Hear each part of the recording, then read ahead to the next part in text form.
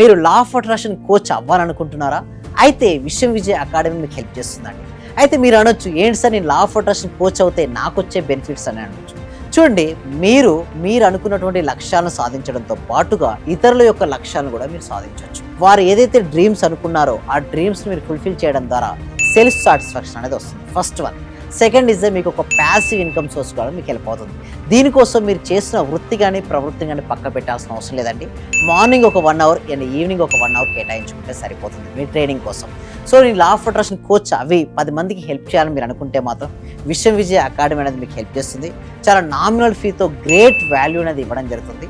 Law of attraction coach అవ్వాలనుకుంటే మాత్రం మేము అందరికీ కాదండి, ఓన్లీ 10 to 20 మెంబర్స్ మాత్రమే ఇవ్వడం జరుగుతుంది.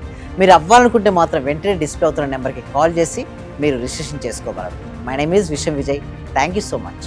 సార్ నేను అప్పుడు హౌస్ సేల్ చేస్తానని చెప్పాను కదా సార్. అవునండి. 45 lakhs కి సేల్ అయిపోయింది sir. Thank you sir. Thank you so much అండి లక్ష్మి గోదాదేవి గారు. అందరూ కూడా ఒక్కసారి కంగ్రాచులేషన్ హ్యాండ్స్ తో చెప్పాలండి, బిగ్ హ్యాండ్స్ తో. మనం ఎప్పుడైతే ఎవరికైతే చెప్తుంటామో మళ్ళీ వస్తాయి అందరూ. థ్యాంక్ యూ సో మచ్ అండి గోదాదేవి గారు.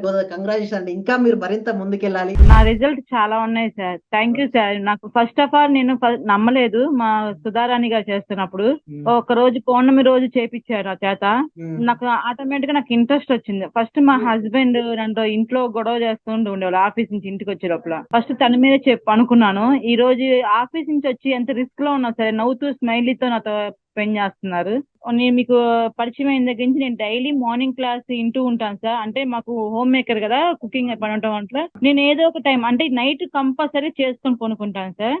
అట్లా టైంలో నేను నా గోల్డ్ అనేది బ్యాంక్ లో ఉంటే ఆ గోల్డ్ బయటకు వచ్చింది సార్. వచ్చింది, హ్యాపీగా ఉంది సార్. నా కారు ఫైనాన్స్ లో ఉంటే అది గొడవలు అయ్యి ఇష్యూ లాక్కెళ్లారు. అది మళ్ళీ తిరిగి వాళ్ళే తీసుకొచ్చి నాకు ఇచ్చేళ్ళారు సార్. నా కారు చాలా హ్యాపీగా ఉంది సార్.